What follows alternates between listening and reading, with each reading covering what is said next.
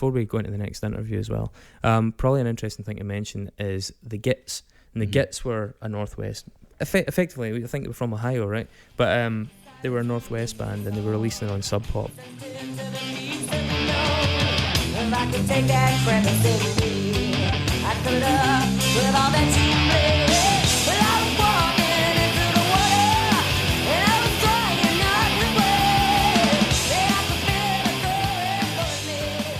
The main frontwoman in the Gits was Mia Zapata, and if you know that name, it's because it's associated with tragedy. So like in '93, Mia Zapata had been at the place called the Comet Tavern. Oh yeah, I've heard about this. Yeah, and she had left, and she was raped and murdered brutally just in an alleyway near the venue.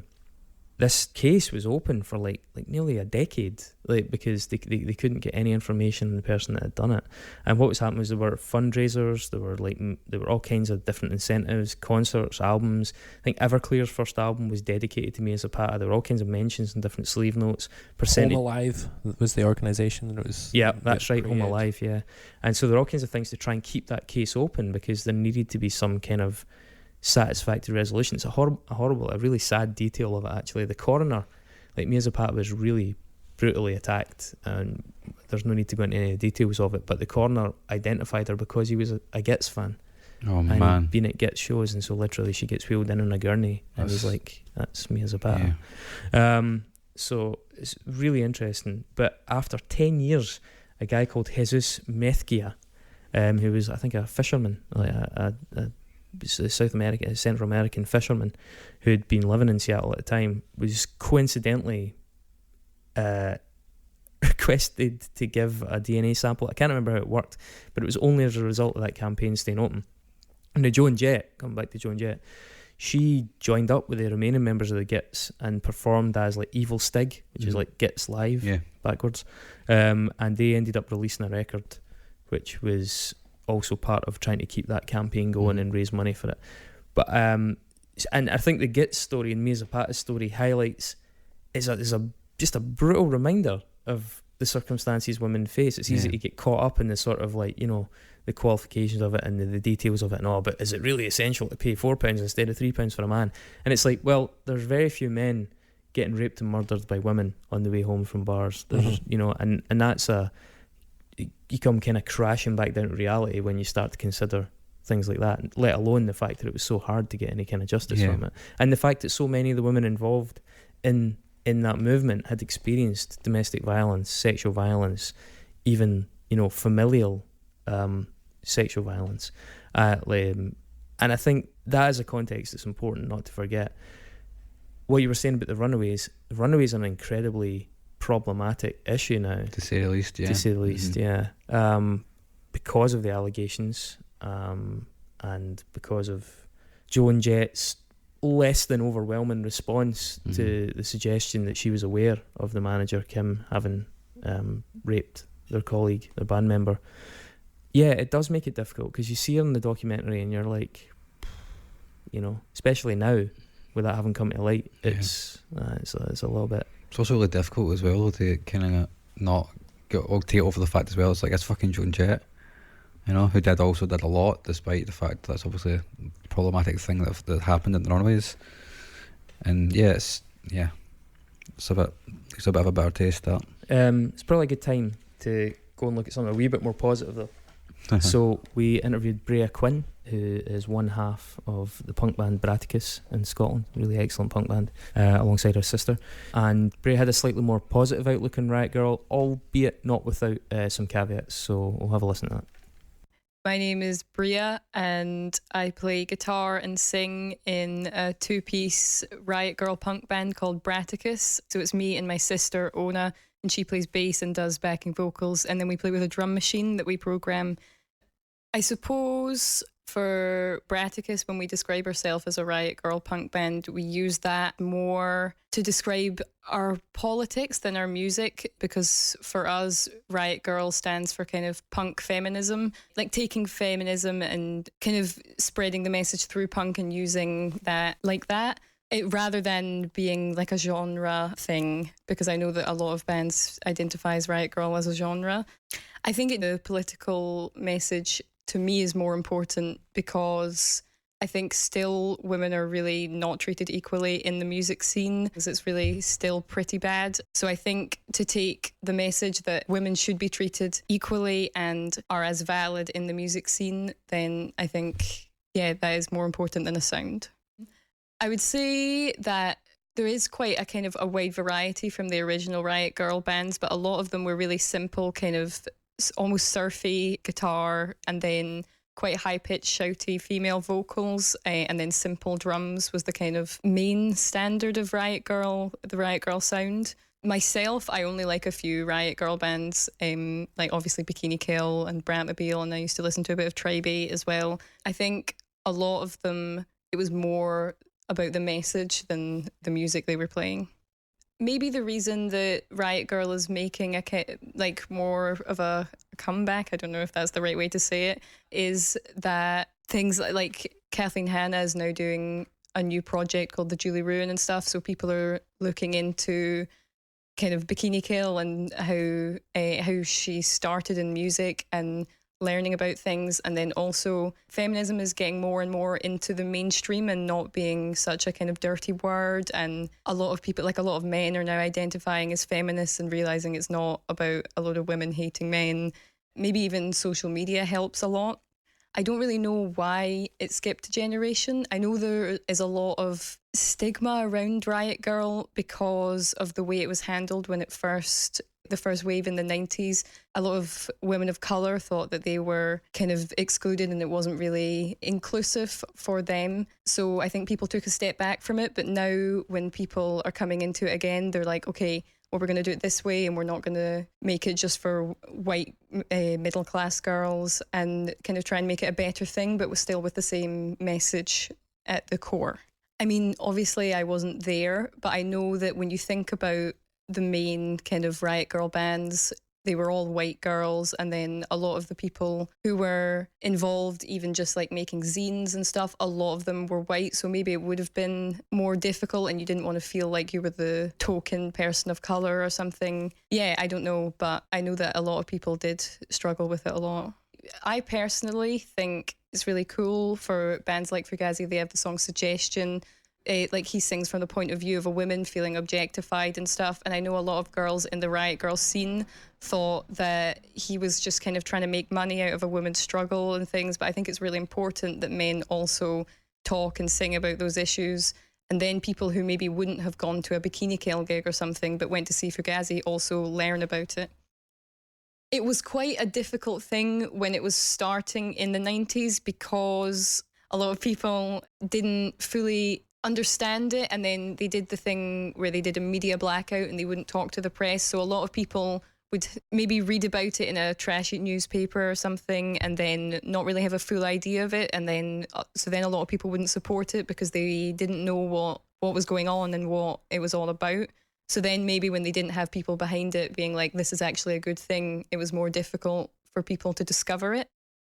I mean, for me, I think that feminism is about equality for everyone, and I think it's kind of better to make a point of women being equal instead of making men feel that they are out of place or something. But I do understand that they were trying to make a point that women were treated in kind of an unacceptable way, and they were like, how would you feel if you had to do this and stuff?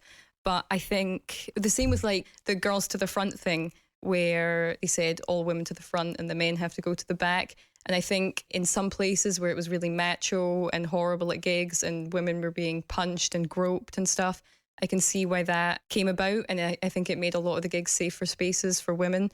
But then I think I've been to a few gigs recently where people have tried to put that in place when men were just standing, dancing, not doing anything wrong. And then I think it just creates the wrong kind of atmosphere and it's not conveying the message that it was supposed to.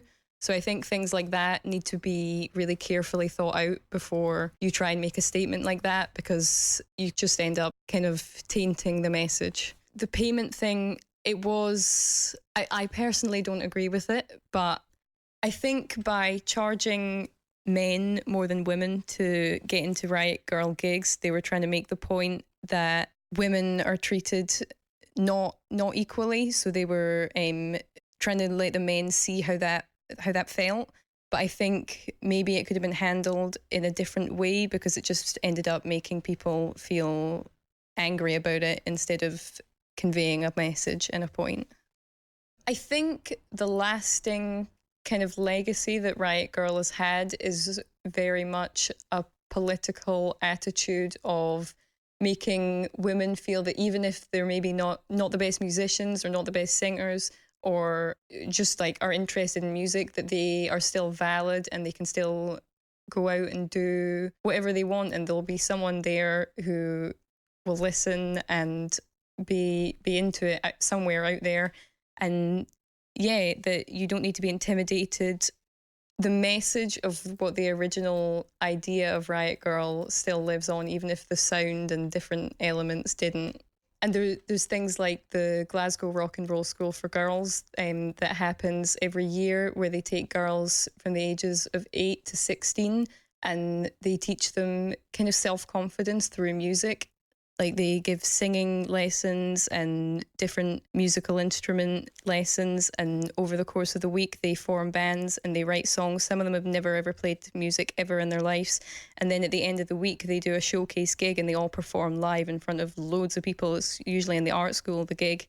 Some of them start where they barely even talk to you, they're so shy, and then they go out on stage and they take the mic off the mic stand and they're shouting and singing their own songs, and it's a really cool thing. And I think I volunteer at that, and so does Ona, who is the bassist in Bratakus, my band. The volunteers who run that quite a lot identify with Riot Grrl and use the politics and the idea and message of Riot Grrl when we run that summer school.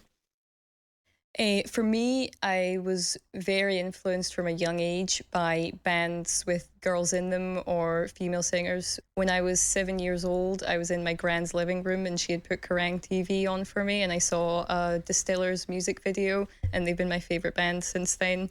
And I grew up listening to things like Juliet and the Licks, Juliet Lewis's band, and the Donnas, and things that weren't necessarily part of the Riot Grrl movement or anything like that. But they were always very important to me growing up, even if there wasn't a political message attached to what they were doing, that just girls were out there. So then when I formed Bratakus with Ona, it was never something that I thought, oh, I can't do it because I'm a girl. I know a lot of people said that they felt that it was a boys kind of thing, but I never ever felt like that, because I'd always been around women in music and listened to bands with girls in them. So it never seemed like an issue to me.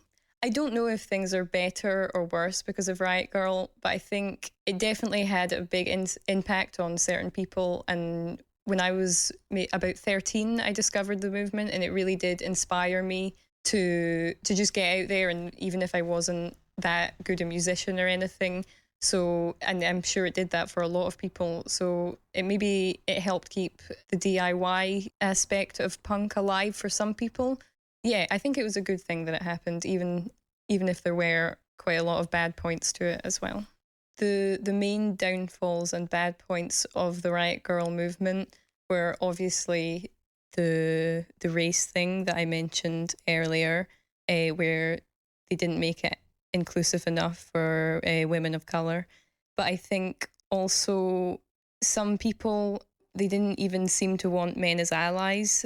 A lot of people used it as a way to be really angry at men, which I think is not good, because then it just dilutes the message of feminism and backs up the people who think that it's just a bunch of angry women who hate men. Because it was such a wide thing and it was any woman could be part of it, a lot of different opinions were put in as kind of, people were like, oh, well, this is what I think, and under the Riot Grrl banner. And so then there was a lot of opinions that maybe weren't as helpful and positive for the movement.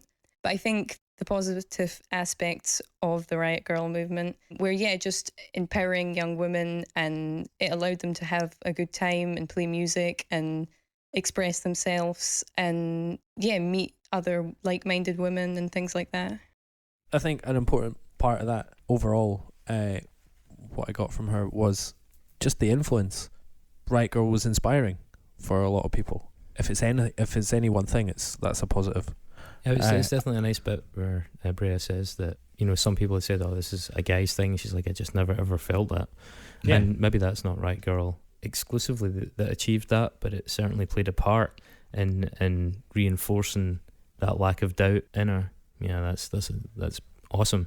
I think one really interesting aspect of what Breagha was saying as well, and it's maybe something I've kind of overlooked, is that Riot Grrl gets so much attention for being a feminist movement and doesn't necessarily get the attention it deserves for being a DIY movement. Mm-hmm. And I think the amount that it did in terms of emboldening people who weren't bedroom shredders, who weren't like Joe Satriani, you know, they were like people who just wanted to bang out a noise or wanted to say something with some kind of like musical accompaniment, such as how Bikini Kill started. You know, it's just like, this is an art form I want to explore.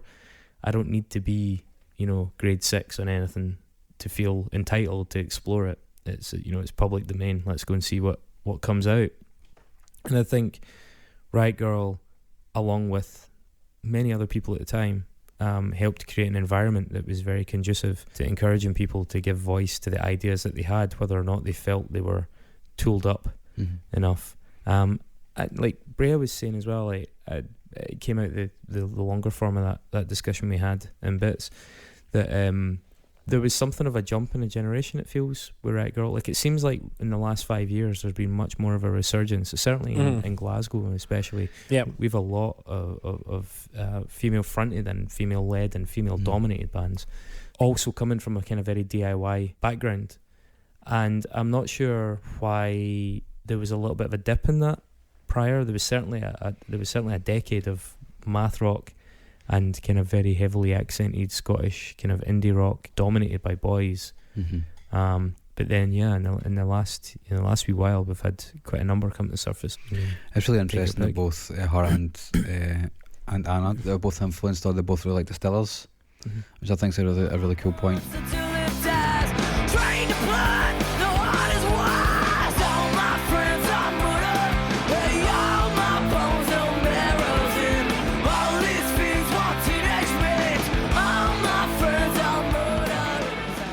Cells are very much of when I was growing up, when I was like 15, 16, you know. I remember the second album, Sing Death House, is that what it is? Yeah.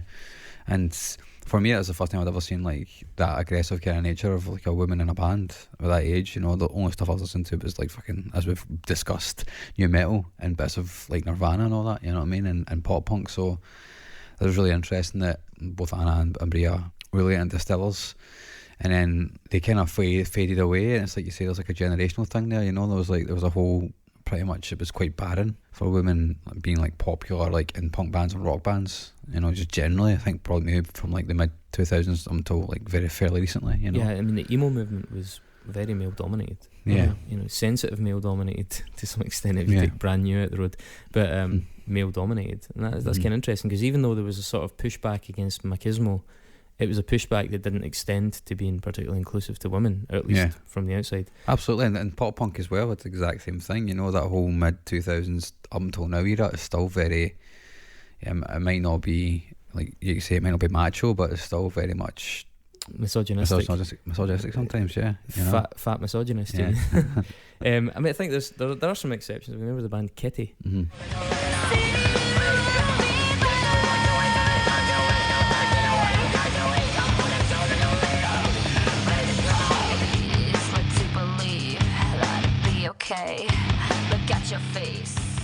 I mean, Kitty, as much as they're a wee bit of an idol, were empowering a lot of women, certainly in the kind of new metal. Yeah. And they were very young as well. Yeah, incredibly young.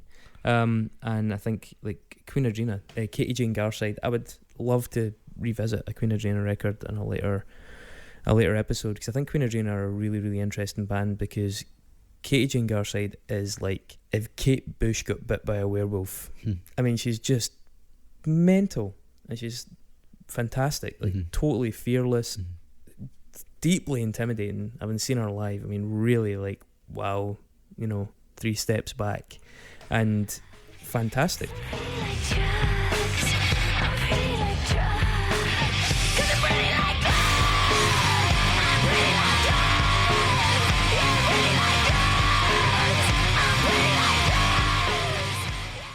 I actually recently watched a Katie Jane Garside interview with Paul Morley I have seen that in the That early is 90s. Wild, Oh, isn't it's it? so bad. And he, Like, it's so it looks like a brass eye or something. It looks like total satire of 90s late night it's one of the worst talk interviews shows I've ever seen. Oh my god. For anyone listening, go and look that up. Like Paul Morley and Katie Jane Garside interview. It is just horrendous on almost every single level. His questions are just like, what?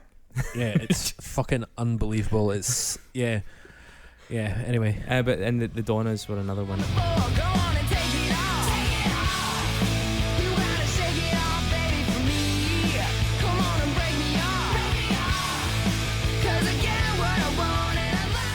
And the Donnas obviously got glossed up by their label.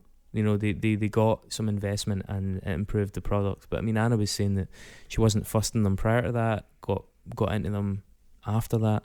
And it is interesting the impact that had. But yeah, there were kind of slim pickings. But it does seem now the DIY impact of Riot Grrl is much more resonant within the scene.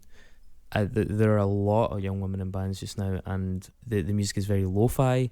Again, it's very bootstrap. It's also really energizing. It's really energizing for the scene as well. You know, the diversity that it injects, the difference of perspective, and then the kind of cross-pollination that comes off it, you know, where bands start pairing off and splitting up, and you end up with members of this working with members of that, and it's so much interesting stuff can come out of that.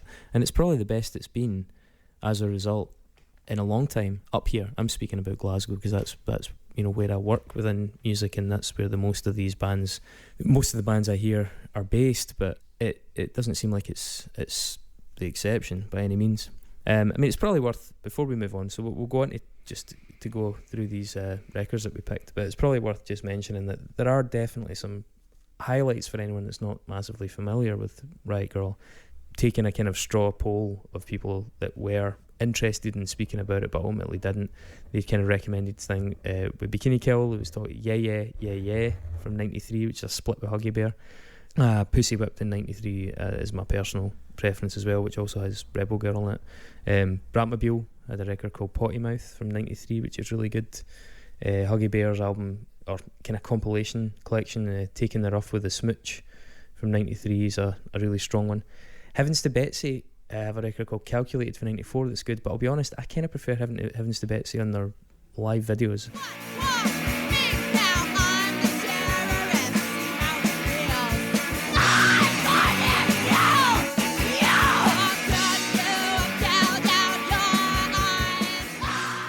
I feel like there's something about it. It's the kind of compression of the live video. It just really works. It adds a lot of energy to it. But they're definitely worth chasing up. And Team Dresh, the kind of queercore band, Personal Best for 94 is really worth checking out as well. And I mean, since then, and we spoke about the Gossip earlier on. They've got That's Not What I Need. Is it? No, That's Not What I Heard, I think is the name of their album, from 2001. And they seem to kind of mark the start of that second wave, albeit it didn't really hit here for a while. There's also a band called Eraser Rata.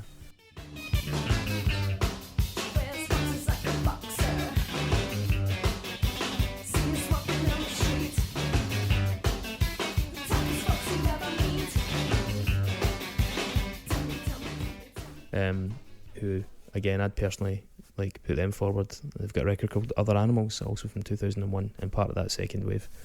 But yeah, shall we go on and pick apart these three yeah, we should classics? do Yeah. Potential vying classics. Yeah. Well, out of the records we've picked, I think this is the best one. Sleater-Kinney, Dig Me Out, which it's just it crackles with that energy like a lot of lo-fi punk does from the 70s and the 80s, which I really like, although it's not lo-fi really.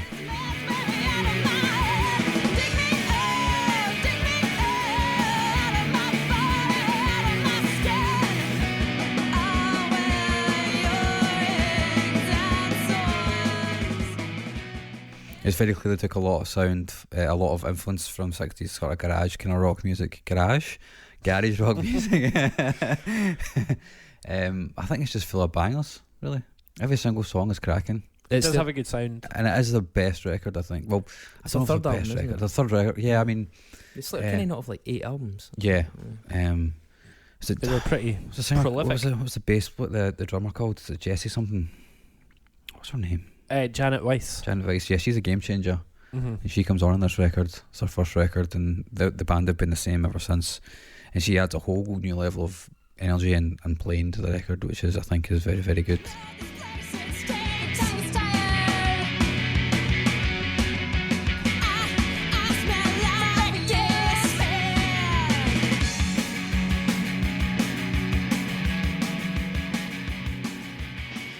No, you're right. I think the drumming really adds an energy to this Absolutely, record. yeah. I didn't really know a huge amount of Sleater-Kinney, but I knew bits and bobs. But actually properly giving the records a listen. I mean, I need to maybe give the later ones more.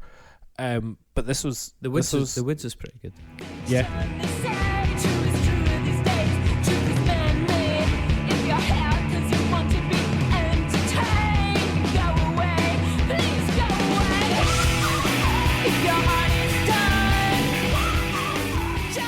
They've made some good records, yeah, for sure. Yeah, absolutely. But I mean, this was one, considering having really listened to the previous two, this one just sounded, I don't know, it just had a really nice vibe to it.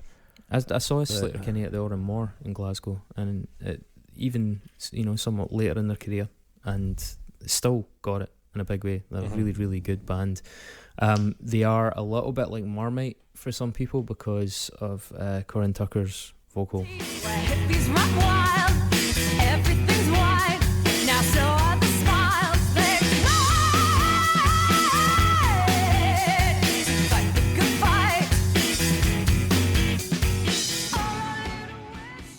Yeah, I can see, but I can see that the tremolo thing, like, Yeah. and I'll be honest, like, she massively overuses it in some of their later stuff. There's some of the stuff in the Woods that is really tough going. It's just that the warbled effect is just, it's too much. I think Dig Me Out as an album, she gets that balance much better. Definitely, yeah. And it doesn't override the songs, because it's that weird thing where if you put a track on and all you can think of is, my God, that vocal's strange.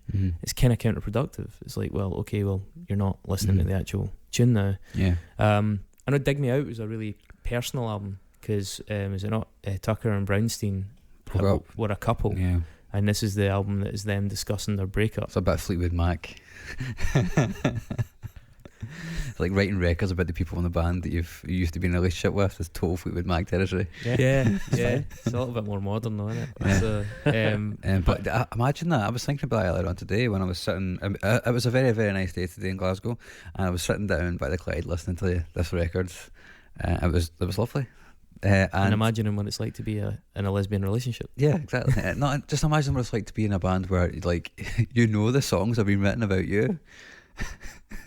Like, that'd be horrible. It would add a sort of frisson to proceedings, I think. And then having to do backing vocals on those songs that know about you. Oh, she's that fucking shit. Popular satire website, The Hard Times, recently did an excellent article about that, where it was female bass player in a band is trying to pretend that she doesn't know that the songs the singer's written are all about.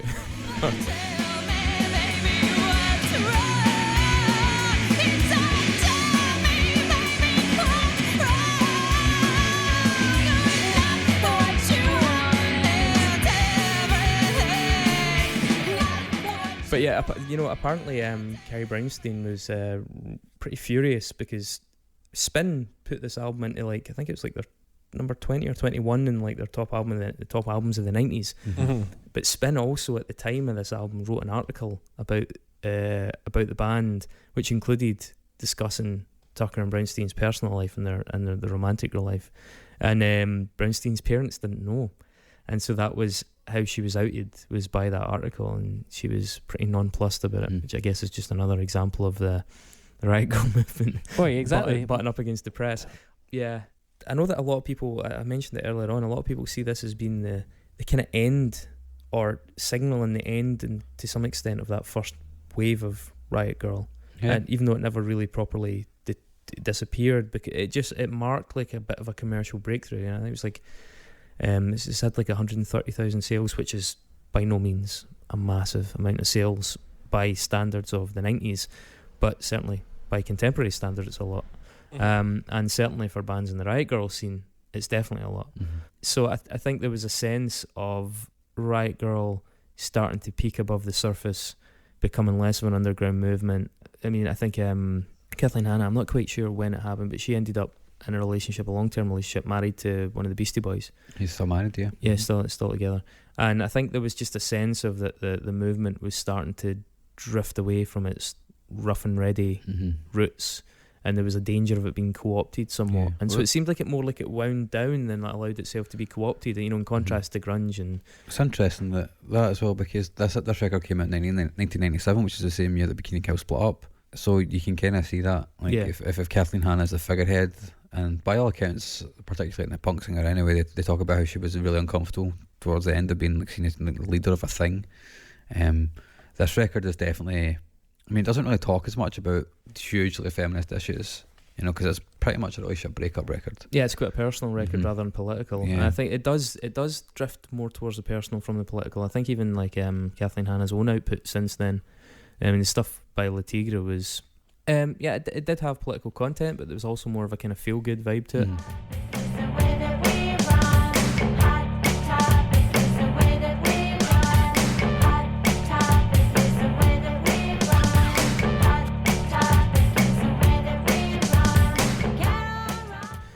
She even talks about that in The Punk Singer as well. And then like the Julie Ruin, I think it starts to become more about the personal and the political. Albeit it never jettisons it entirely. I think that would be sort of impossible given the personality of the women and the people behind it. But yeah, there is a sense that it was on the wane, or that they were allowing it to just sort of tail off. I don't know what happened to the zine culture at that time as well, because certainly the punk and zine culture seemed... Yeah, exactly. That's my point. The zine culture started to fade out because of the internet, because of technology. I mean, 97, 98, 99 was when the internet was starting to appear, really. I mean... Is there not a thing... I'm pretty sure there's a thing in The Punk Singer, right, where a guy... There's a news podcast that's about Kathleen Hanna getting punched in the face by Courtney Love, and he's talking about how it was reported first online. Oh, really? Yeah. Yeah, that was like the end of like 1996 would have been, some of that, 95, 96. That's interesting. Yeah. The first story ever broken online. Which is weird. We be honest though, who's Courtney Love not punched at this point? Yeah, I mean, I think this is a great shout. I don't think necessarily all the way through the album it stays entirely strong. I think that's actually a problem with a lot of the Riot Grrl records. There's a little bit of a quality control thing, but it's DIY. That's kind of why. I think there's some really, really good moments, and there's certainly some amazing moments. This record starts. I mean, the first 50 minutes or so are tremendous.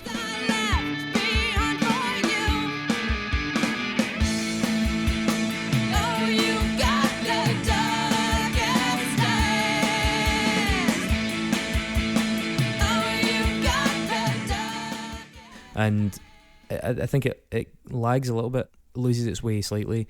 And I think that's the case with a lot of those bands. I think they had some great moments and great bursts of creativity, but they weren't always able to maintain it. Yeah. And ultimately, when we were trying to pick these records, I think kind of segueing from that into like mine and David's choices, you're trying to pick the best stuff, the best output, and the output that's had the longest lasting effect. I didn't just want to pick something and be insincere about it the way I had to with new metal. I think of the records that we've picked. Always getting a dig wait a in. minute, David needs to get this off his chest. No, it's just always there with the new metal digs. Fine. I think of the records we've picked. I think Digs me out. This is perhaps the most timeless of them in terms of sound. I don't agree. No, So maybe talk about L7. Yeah, please. So before we move going on, I just to want to that. talk about production on this as well. It's Okay, brilliant. Sorry. It is Yeah, the absolutely production brilliant. is great. Is that you talking about it? Yeah. Just one The word? production is great. Because like But the if you compare it to production L7, so I'm going for Bricks Are Heavy.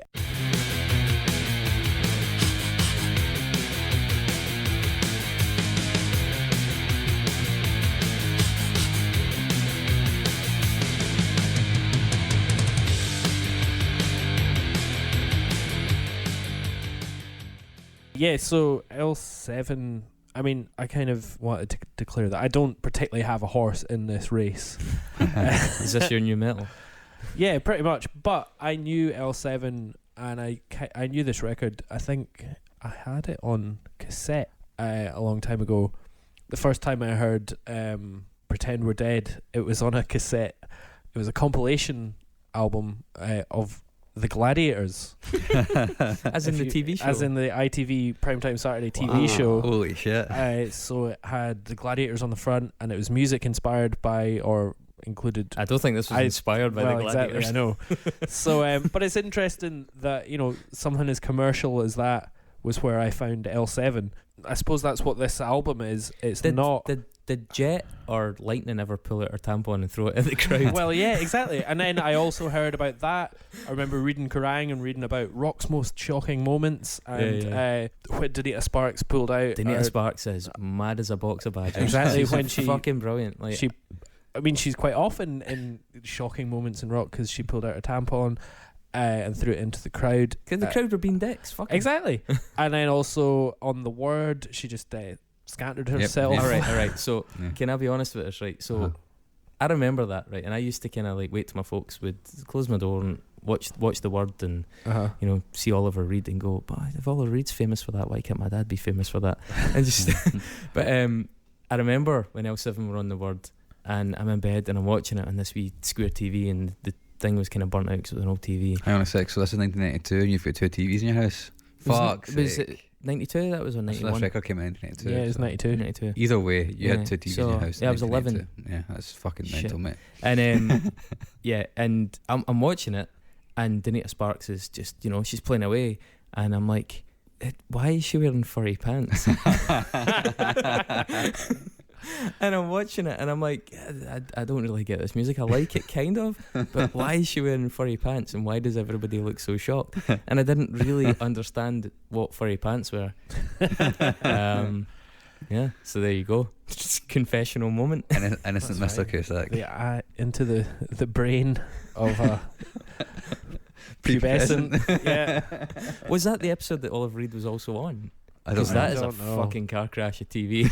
Like, that would never the be Word on. regularly was a car crash of TV. Like, that was its thing. Yeah. Terry Christian. But that's they have some legendary moments. I actually saw L7 like 3 weeks ago or so in Glasgow. They played at the garage, and Bratakus, the drummer, broke her arm 12 hours before their flight. So they phoned ahead and got the drummer, or one of the drummers, a female drummer from Adam and the Ants, to fill in. And the girl whose name totally escapes me, and I beg your pardon for that, she had one practice and then had to play at Donington. That's impressive. That is incredible, right?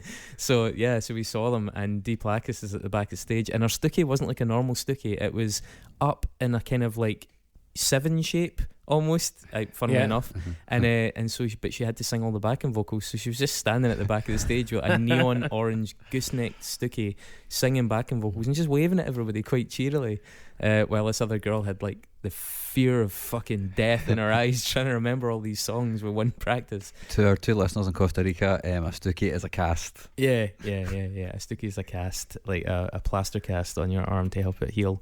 But the gig was fantastic, man. They've still got it. I mean, okay, the drummer was up against it, but they didn't cancel. They did it, and it was badass. And Donita Sparks is still terrifying and awesome in equal measure. Of course, she was raffled off in 1989. That was Bratakus, was it not? Yeah, Bratakus was. Yeah. Yeah. They raffled off a night with Bratakus.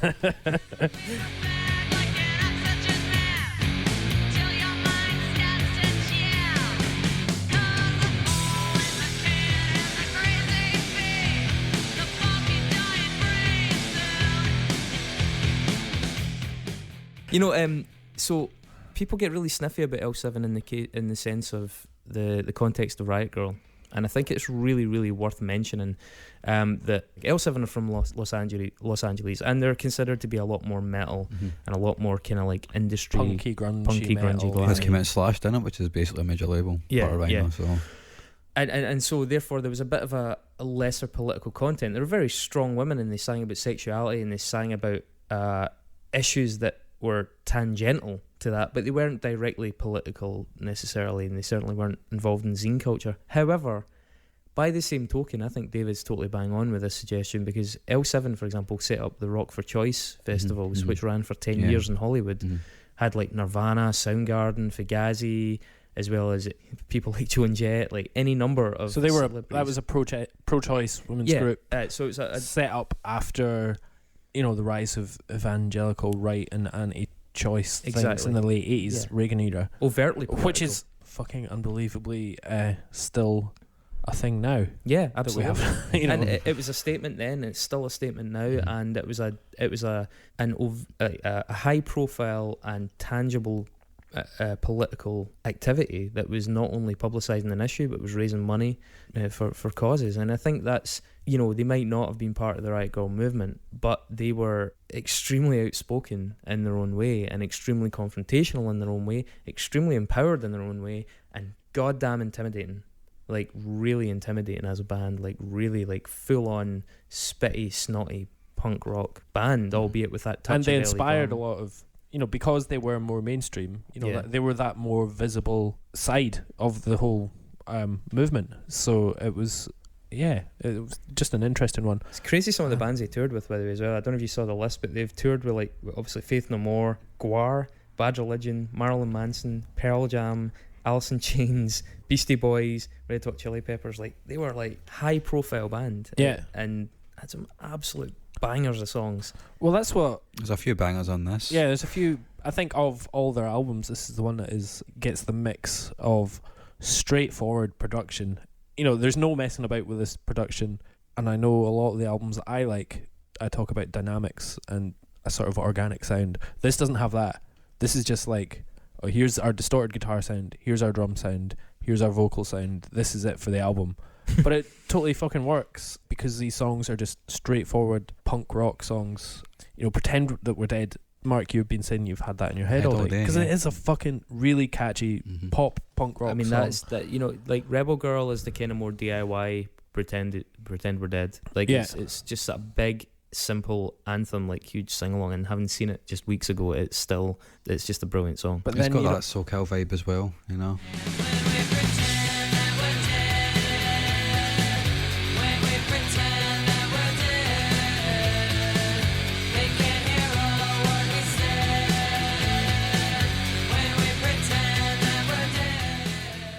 but then you know, I really like Diet Pill. It's got this like really slow. It's mean. Yeah, it's fucking, you know, sludgy.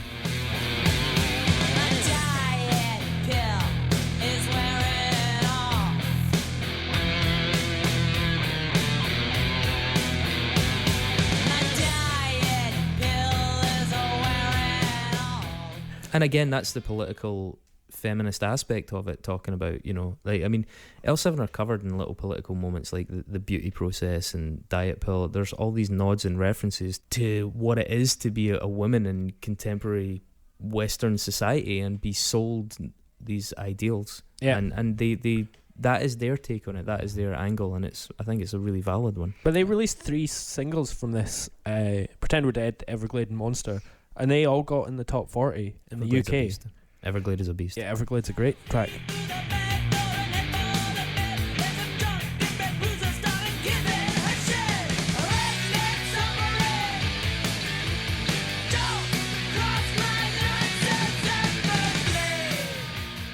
And they all got in the top 40 in the UK. And I know singles now are very different to singles then, but can you imagine a female-fronted angry rock band like this? All female, heavy angry rock Exactly. band. Getting into daytime airplay in the UK charts now, it just wouldn't happen because Yeah. it's not because the bands aren't there, but you know, the corporate music machinery wouldn't allow something like this to happen anymore. Yeah, it'd be too difficult to control it. But it's interesting you say that though, because like I read some coverage of this album and it was described as meeting the marketplace halfway, like getting that perfect balance between commerciality and spit and snot and, you know, punk aesthetic. Don't get that. And that was partly why it did so well. Like, because L7 did what the Riot Grrl bands wouldn't do. They wouldn't engage with that side of things. In fact, they were opposed to it. They certainly weren't. They were a media blackout, you know. And I think that meeting the marketplace halfway thing is kind of, I think, quite a good summation of it. I do think when I listen to it, see, because of Vig's involvement and like you were saying about the production aspect of it, I wonder what Nevermind would have sounded like without Andy Wallace getting involved, and whether it might have been closer to this, because Andy Wallace completely overhauled Nevermind, but it seemed like Nevermind was coming from a sort of similar place.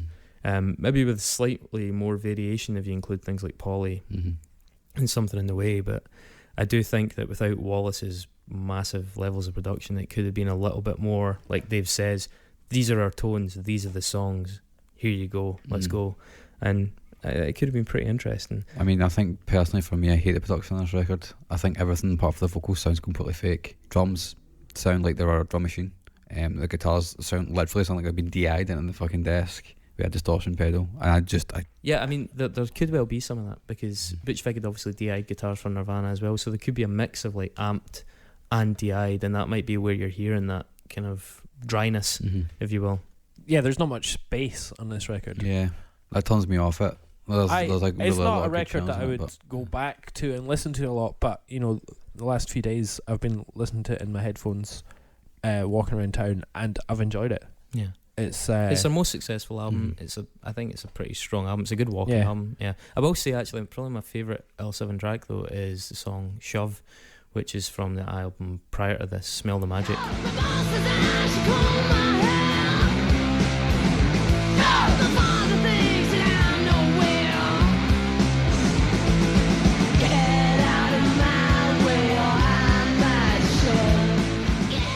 Which is just a fucking brilliant title.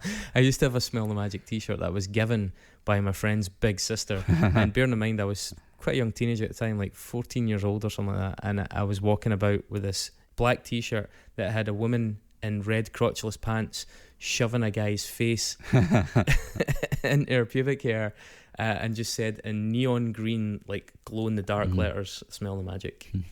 My mum fucking loved that t-shirt, and weirdly that t-shirt just went missing one time when it was getting washed. Don't know what happened to that. That's weird, that. So, but yeah, anyway, I think it's a great album, and you didn't mention Wargasm or Shitlist, which are amazing tunes. Yeah, actually, exactly. It's full of really great tracks, and Shitlist is probably the one to talk about, because my first real exposure to L7 after that hairy pants thing was when Natural Born Killers came out, and Trent Reznor was curating the soundtrack, and he put Shitlist on that.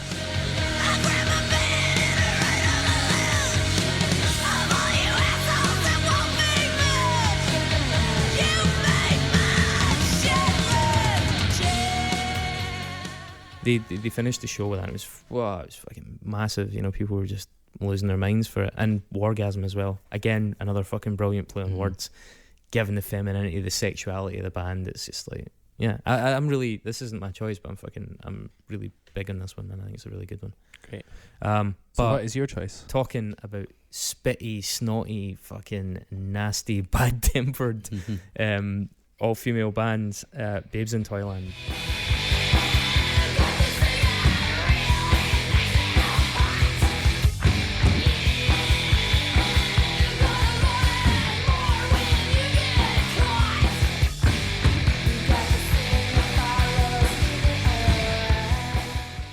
The band that should have been mentioned about 100 times in that Kathleen Hanna documentary, and about 20 times in the Herstory of Riot Grrl documentary, and just weren't. And they were from Minneapolis from like the late 80s, like 87.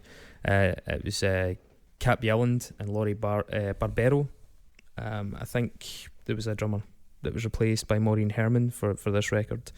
A couple other albums, there was one called Spanking Machine in 1990, and there was one after this called Nemesisters, and they actually reunited fairly recently. To be fair to Kathleen Hanna, she gives a lot of credit to Babes in Toyland personally. Like, she's spoken out about how they deserve more recognition. She's a big fan of them. They were largely Cap Yelland is the person who pioneered what's called Kinderwhore, and Kinderwhore is what I think. I mean, let's be honest, Courtney Love likes to borrow. Kinderwhore is the look that Courtney Love sort of like made famous, where you're like wearing like baby doll dresses and bows, but really raggedy, with your makeup running, torn tights, and kind of putting your knees together and kicking your heels out. And Cap Yelland was doing that in the late 80s, especially with this kind of black and white dress thing that she used to wear a lot, and became like a really signature look for her. Yeah, and Fontanelle is the album I chose, which is their second album. It was on Reprise. It was like a major label debut for them. It blows my fucking mind that you can release an album like this on a major label. If you listen to Fontanelle, and it's so dirgy and nasty and mean-spirited and fucking totally uncompromising, it's just really doesn't at any point even pretend like it's going to be commercial. It doesn't even have a Pretend We're Dead on it. It doesn't even have a fucking Rebel Girl on it. It's just really fucking just not playing the game whatsoever. It's punk as fuck. It's punk as fuck. It really is.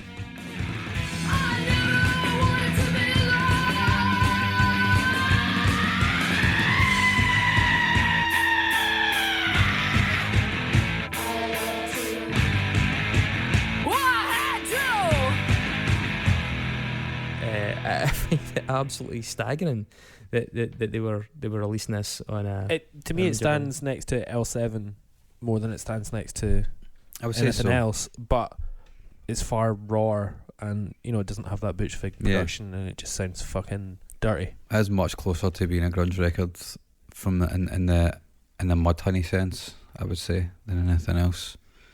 It starts off with fucking Bruised Violet, which is just an amazing song. Opening all three of these records start off with absolute peaches of songs, man. Yeah, It's amazing.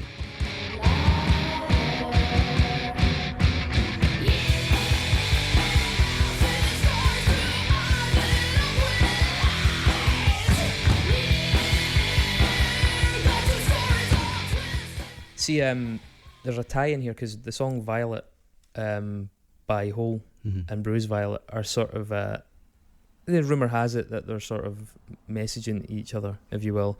And Courtney Love had said that she'd originally played or auditioned for Babes in Toyland. She didn't. She actually lived with Laurie Barbero for a while, or at least Cap Yellen says she didn't. They disagree on it, as you can expect. But there's a lot of there's a lot of crossover in the mythology and the mystique behind these. And Cap Yelland was reasonably close to Kurt as well, I believe. And yeah, they just seem to have been like dinghy. There's a reasonably well-known journalist called Richie Unterberger, I think that's how they pronounce his name, who'd accused or who'd referred to Babes in Toyland as something of a joke band, saying that they'd been eclipsed by Hole's superior writing. I'll be honest, if you listen to Pretty on the Inside, the first Hole album, I don't think it's as good as this at all. So I mean, I think in that respect he's wrong. I mean, I do think Hole massively stepped it up for Live Through This, and there was a lot of people involved in that process, and perspectives vary as to what extent. But I think this is an extremely strong album. I think the guy's completely missing the mark with that. The album's produced by Cap Yelland and Lee Ronaldo of Sonic Youth. They toured with Sonic Youth, and it's got that real like Sonic Youth, like we don't give a fuck how this actually sounds kind of vibe about it as well, which is partly why it is uncomfortable. It doesn't translate particularly well on headphones now because we're so used to like saturation and maximum compression and high volume, and it's dirgy. It's quite dark as an album. It doesn't. I like that about it. Doesn't have a lot of top end on it. Fuck me, man. It's pretty fucking grim. Yeah. I mean, Bruised Violet is just fucking brilliant. I'm on the same page as you there, and that was probably their best known song. I also loved Right Now.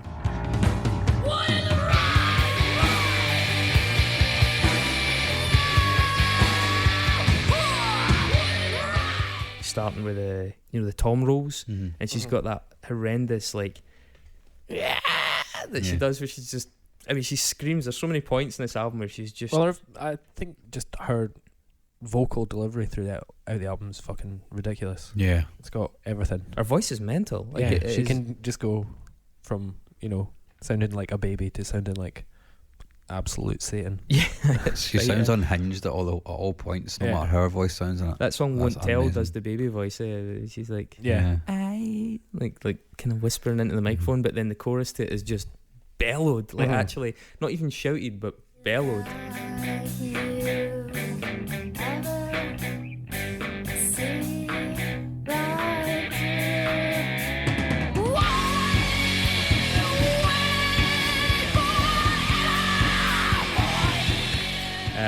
And it does, like it goes between so many extremes. There's even some like really nice kind of melancholy chorusy bits in some of them, and is it song Gone, the last one, where she's like there's stuff getting smashed in the background, but the singing on it's fucking brilliant, like really really good.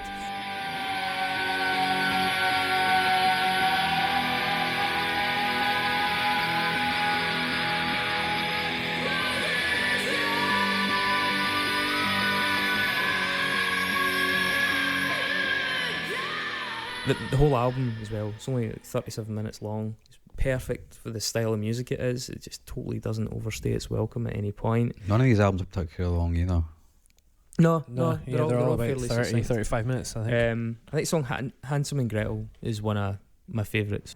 Gretel said, "Wonder what's in your head? What made you down my head? What know you're feeling bad? You fucking bitch, you hurt bitch. I thought she meant it, yeah. She really decked my head. She went and done it, yeah." I think that was the first one I heard, actually. Yeah, it's a pretty well known one off of this, and it's just their approach to songwriting is just totally unconcerned with commercial like interests at this point, and that's why I can't quite get my head around how they ended up. No, that's not true. I can understand in the context of the time where money was being thrown at alternative bands, but it is mind blowing to think about that in the light of today. A band like this ever getting fucking looked at by a major label to anything like this extent. One thing I think, just before we close up, there was an interesting point you made earlier on, and just going back to your Joan Jett point and the Runaways and the kind of whole thing about that. So the drummer in Babes in Toyland, Maureen Herman, was actually the bassist, Maureen Herman, was kicked out for an article she'd written on a website called Boing Boing. And her article was discussing the Jackie Fox of the Runaways rape at the hands of Kim Foley in 75 when the Runaways were on tour, and Jackie Fox saying that, for example, Joan Jett had seen it or was aware of it but denied having witnessed it.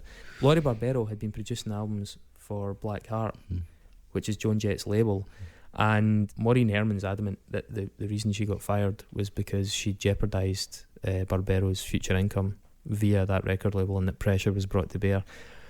You really hope that's not the case, because that would be pretty distasteful. Would be very distasteful if it was. That's still the one cloud that hangs over this band for me, and that's only reason fairly recently that's been the case. But yeah, it's strange how it fits in with that. But yeah, on the whole, I love the totally uncut. I mean, the cover's unsettling with a little doll. The lyrics are fucking brutal. Like, was it? You're dead meat, motherfucker. You don't try to rape a goddess. There's yeah, I love that line. Fucking hell. There's one. She was this girl, her thoughts and motions in a whirl. She was pretty quick. Found her stick, filled it thick with black sugar shit. Like, fucking hell, man. Honestly, it's just like, it's like really dirty, nasty, fucking pissed off stuff, and it sums up so much that I associate with Riot Grrl. Yet to me, Riot Grrl didn't produce enough albums like this. It didn't have enough output that had this level of quality and consistency throughout. Yeah, they were a bit too patchy, albeit I do accept that Babes in Toyland are not as overtly political. Even as L7, they don't have the rock for choice, but they do have a hell of a lot about their sexuality, about rape, about perceptions of women, expectations of women, about being a woman that's breaking out of those categories. I think they tick a lot of the boxes, and they were from the same area. They played a huge part, even by Kathleen Hanna's admission, in the genesis of a lot of the bands in that scene, and yet they have been omitted from a lot of the histories, and I think it's really sad. And so one of the reasons I wanted to pick them rather than actually just going for an out-and-out Riot Grrl record is because I think Babes in Toyland deserve more credit for what they helped put into effect. Not put into effect, but help put into effect. They were right there in the heart of that, and they were hugely influential. And, you know, Courtney Love hated Cap Bjelland as well, so she should have been friends with Kathleen Hanna. Exactly. I mean, I just think they're really overlooked, and I think it's such a good record, and I don't think any of these actually are a bad record overall. Yeah, it's funny talking about the movement and the genre and maybe discussing that it isn't actually as strong musically, but then I think these three records overall are actually really, really strong. Absolutely, and I think the thing to get the benefit of Riot Grrl, a bit like Breagha was saying in her interview, you almost have to widen your consideration of what is Riot Grrl, because I think to go by the orthodoxy, the narrow, you know, Olympia, Portlandia type thing, it's too restrictive. It doesn't give you the full picture of the effect it had on women in bands, the effect or the part it played within a movement, not just being a movement of itself.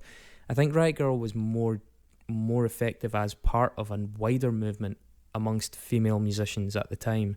And Riot Grrl was, yes, it was like the yoke, if you will, but there was a hell of a lot else Yeah. going on around it that was not quite as tightly associated with each other, but hugely influential, not least of all bands like Hole, who were, I mean, the number of women that must have got into rock music because of Courtney Love, whatever you say about Courtney Love, is massive.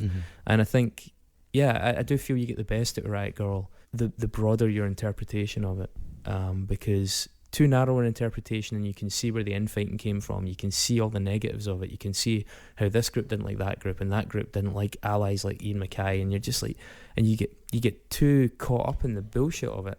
But when you pull out of it, you start to see more of the positives and the lasting effects and the bands we have now and the people that were around it. And you can imagine the CD collections of the girls that had the Riot Grrl records, but you can imagine the other ones that were on those shelves as well, the PJ Harveys and the L7s and the Pixies and the Sonic Youths and like strong and influential women in music that just weren't part of this smaller movement. I think the movement was overall a positive thing. I really do. But not without some real caveats within that, and I think there were lessons that could be learned from it, especially as regards the infighting for future movements. But yeah, I mean, it's been fun to do this one. Yeah, no, it's been But an one last education. thing, the Foo Fighters Nexus. Oh, Okay, So we have jingle. hang on here.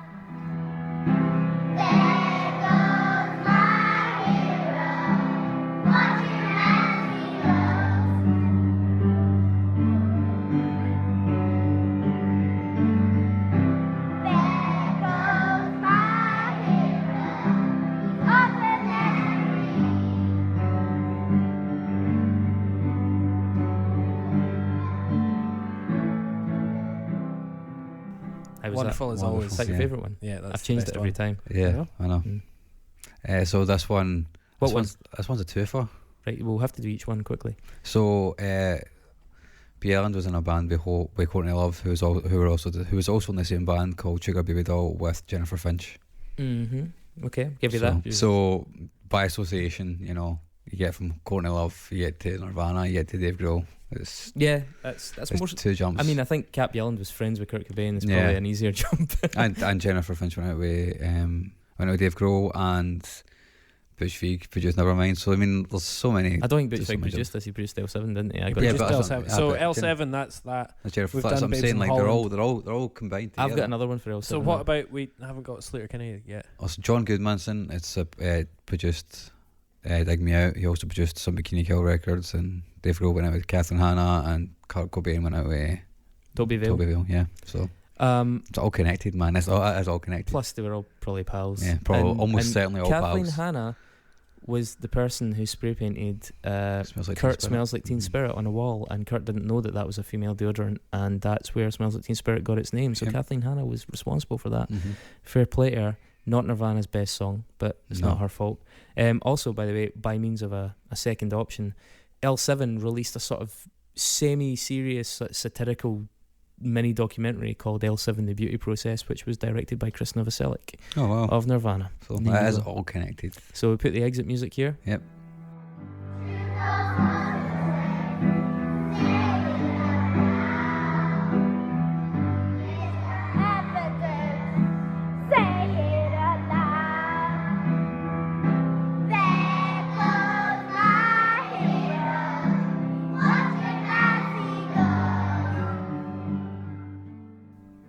I quite like that. That's good. And yeah, and that Great. brings us to the end. Yeah. So go and vote for your favourite of these three. Yeah, Yeah. but I would strongly suggest, if you've enjoyed any of what we said, that you check out all three, because all three are really strong choices. And any number of the bands that were mentioned earlier on by both ourselves and Breagha Cuinn and Anna Goldthorp, thank you very much to both of them. Just one final word. As we said, we would have loved to have had more female voices on this episode. We really, really did try for weeks, and it was just getting ridiculous. So we just had to bite the bullet and go to record. We really hope if you're interested in talking about any of this stuff, you'll maybe let us know, because it's good to know of people that we can get in touch with who are willing to even do a Skype interview. If you have any opinions on it, as we said, a little vlog or some comments, we'd really love as much input as possible from anything that isn't just hetero white males with pastel coloured t-shirts. Yeah. Yeah. And our next mixtape will be the best of Britpop. Oh, fuck yourself. Jesus. No, it definitely won't. Probably going to be pop punk. Yeah. We'll do a mixtape. We'll do another We will mixtape return. at some point soon. Yeah. We'll let you know what it's going to be once we decide, because there are frankly too many options, but we've got a couple of fun ideas up our sleeves, and we're also in the process of putting together another live mixtape for later in the summer. So hopefully the masses that emerged for the last one will make it and bring a couple of their friends. Cool. Thanks for listening. Thanks guys, that was fun. Okay, thanks, bye. Great.